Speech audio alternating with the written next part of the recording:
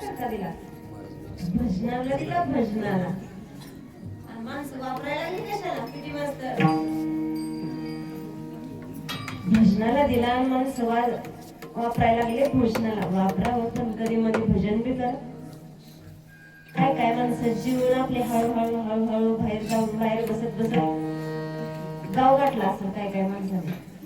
पण ती महादेव बघणार आहे की माणसाला वजनाची काळजी, माणसाला भजनाची काळजी नाही. ज्याचं पोट वाढलंय का ती कमी करायला पडते आणि ज्याचं कमी झालंय का ती वाढवायला पडते. म्हणजे माणसाला वजनाची काळजी, भजनाची काळजी. वजनाचं काय हो? आपण ज्यावेळेस जन्माला आलो का त्यावेळेस आपलं वजन फक्त 2 ते 2.5 किलो होतं. बाळाचा जन्म किती असतं मावशी?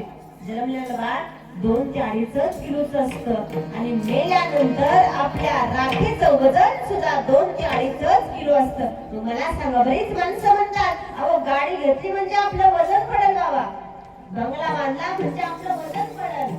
अरे बंगल्यावर गाडीवर वजन नसतं, अरे भजनावर वजन असतं. तुम्ही भजन करा आणि भगवंताचं नामचिंतन करून आपलं वजन वाढवा. आणि एकदा का वजन वाढवलं ना तर या देहातून तुम्हा आम्हाला काय होईल तर सुटका होईल.